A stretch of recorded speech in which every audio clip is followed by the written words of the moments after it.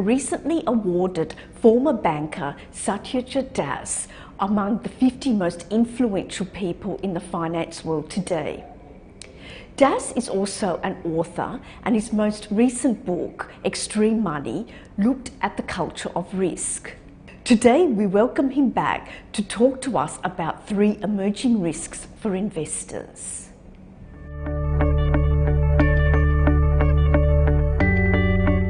The interesting thing there is if you look around the different regions, what's actually happening to growth.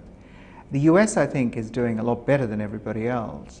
But the interesting thing about that is they would have been assuming that foreign growth, which is in other sectors of the world, would sort of perhaps not reach US levels, but would trail along, and particularly emerging market growth would continue to be strong.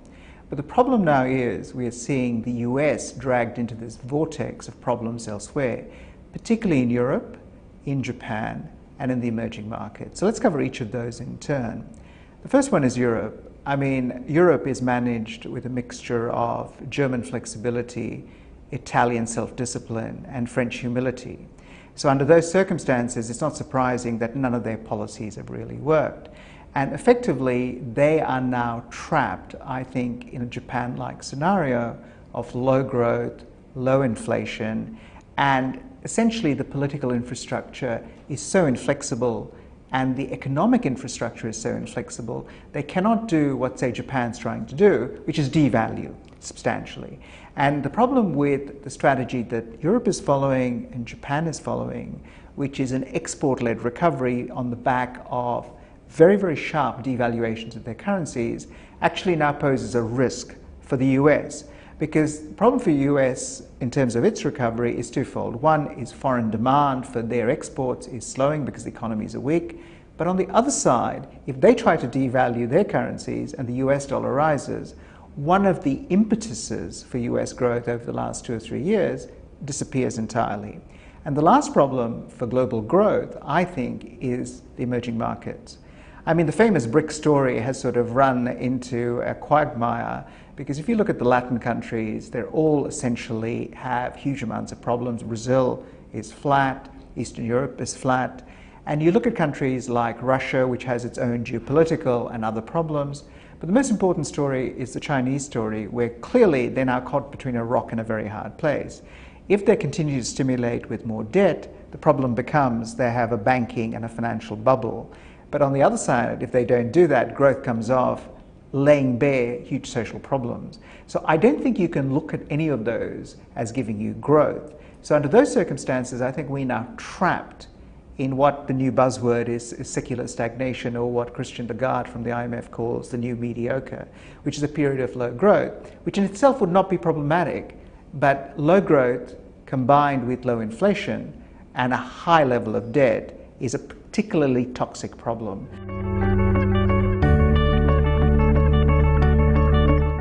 There's some interesting signs about policy impotence. The first is Mario Draghi, when he was announcing both in June and subsequently when he loosened policy even further in September, he made it very clear that they didn't have many more cards left in the pack. And he basically saying, well, the only thing we can do now is basically to inflate the balance sheet, which is code for I'm going to buy government bonds. But the Bundesbank and the studies by the ECB show very clearly that even if you pump $1 trillion into the European economy, the effects on growth and inflation are very marginal. So I think there is huge policy impotence. And I think one of the things is the investors around the world seem to assume there's going to be some magic or some rabbit pulled out of a hat here. And there are no rabbits, and there is no magic. And when they start to realize that, and they realize that we're trapped in this period of low growth and low inflation and few policy options, they may start to reassess where assets are priced. And I think that risk is very, very real. And in financial markets, the herding behavior means that inevitably everybody will decide this almost simultaneously, and then everybody will head for the exit simultaneously. And the problem is liquidity, in terms of trading liquidity, has dried up in the global markets because the number of market makers have fallen, all sorts of structural changes have taken place. So if they head for the exit at the same time, it will well be an interesting stampede to watch.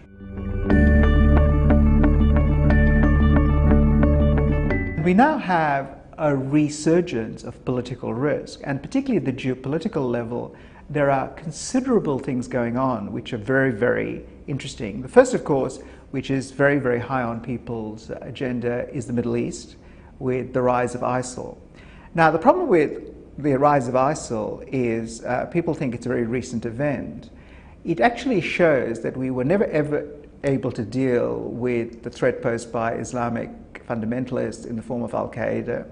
Al-Qaeda was created by the West when they basically were fighting the Russians in Afghanistan.